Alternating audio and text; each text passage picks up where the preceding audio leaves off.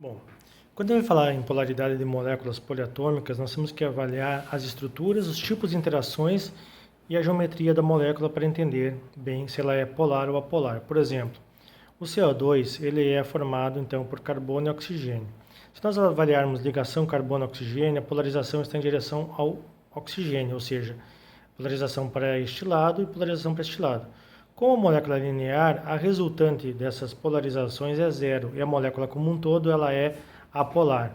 Apesar de ela ter ligações polares, ela é como resultante uma molécula apolar. No caso da água, o oxigênio puxa os elétrons do hidrogênio, então a nuvem eletrônica está mais próxima do oxigênio, ela é polarizada para o oxigênio.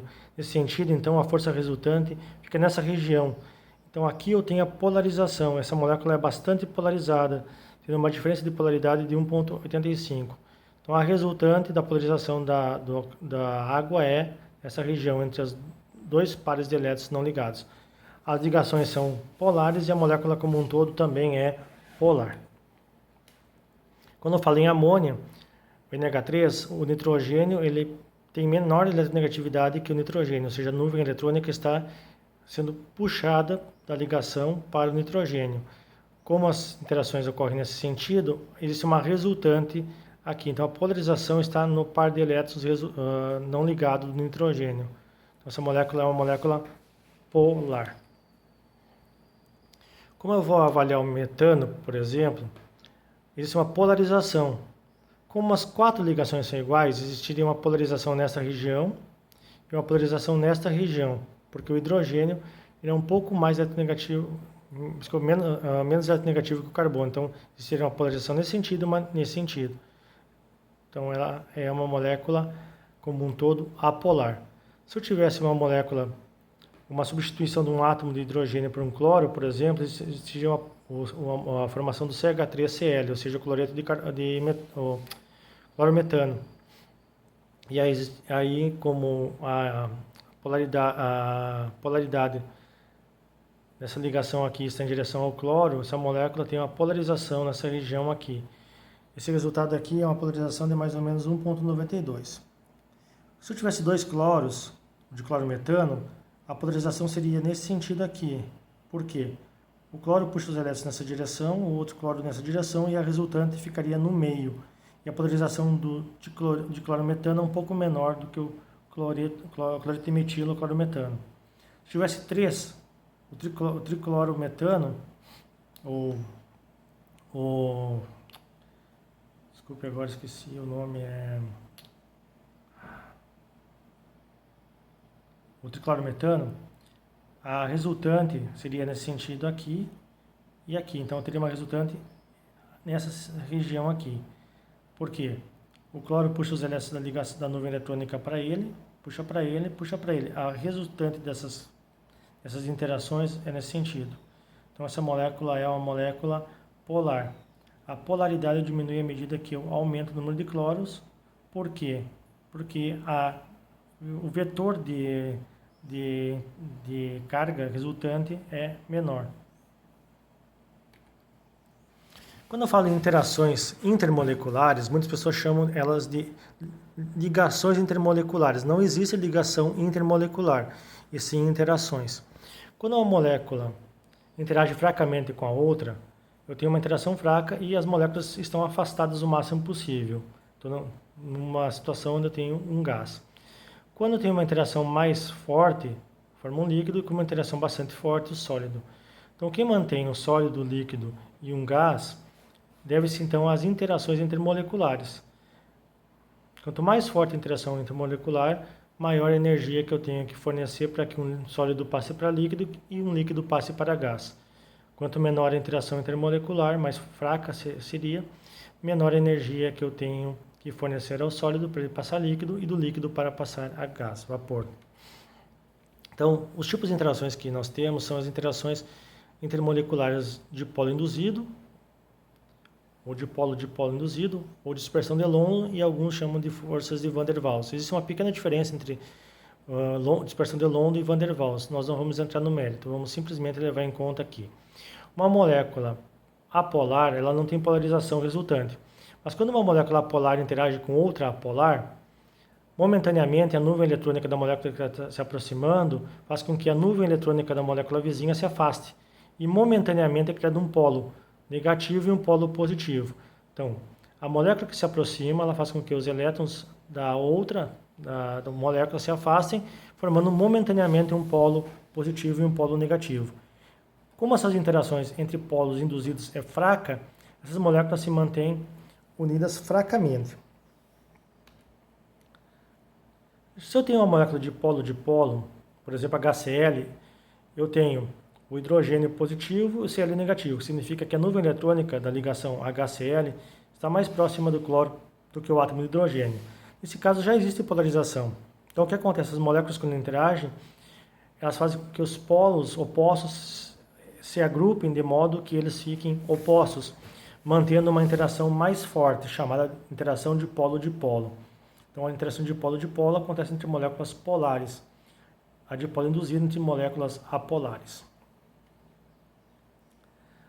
As ligações de hidrogênio, elas são interações extremamente fortes. Aqui eu tenho um exemplo de uma molécula de hidrogênio com ligações entre oxigênio e hidrogênio e interações entre hidrogênio e oxigênio das moléculas vizinhas. A distância de ligação é 100 picômetros. A distância de interação é 180 picômetros. Lembrando que quanto mais próximos as ligações são, mais fortes são elas. Então aqui eu tenho uma ligação química de 100 picômetros forte e uma interação de 180 picômetros. O que significa isso? Que a interação intermolecular ela é quase que equivalente a uma ligação na própria molécula. Então eu tenho uma interação com uma força de interação muito forte. Essa interação acontece quando existe grande diferença de eletronegatividade entre os átomos, por exemplo. Hidrogênio e oxigênio, a diferença de eletronegatividade é 1.4, 1.5. Entre o hidrogênio e o flúor é praticamente 1.7. Então o que acontece aqui? Eu tenho o hidrogênio ligado a elementos altamente eletronegativos, flúor, nitrogênio e oxigênio. Essas interações intermoleculares são extremamente fortes e são chamadas de ligação de hidrogênio, porque elas são consideradas quase que como a interação é quase como se fosse uma interação. Quando eu falo então de ponto de ebulição, ponto de fusão, eu tenho que avaliar o tipo de interações intermoleculares que existem. Então, se eu copiar essa molécula aqui em cima, eu teria então uma interação entre oxigênio e hidrogênio da molécula vizinha. O que significa isso? A interação entre um metanol com outro metanol acontece por interações de ligação de hidrogênio, ou seja, interações extremamente fortes. No caso do etano, é uma molécula apolar. Quando ela for interagir com outra molécula, se eu copiar ela aqui embaixo, as interações que vão ocorrer porque uma molécula induz a polarização da outra. Então vai ser uma interação do tipo de polo induzido. Tanto é que eu tenho o ponto de ebulição do metanol aproximadamente 65 e o ponto de fusão aproximadamente 98. Já no etano, o ponto de ebulição é menos 88 e o ponto de fusão menos 172 graus Celsius. O que significa isso? Eu tenho que avaliar as interações intermoleculares. Se eu tiver ligações de hidrogênio, vai ser muito mais maior o ponto de ebulição em relação a outra molécula, que não tem.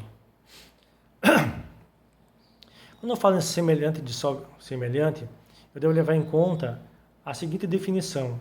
Existem interações entre moléculas e existem interações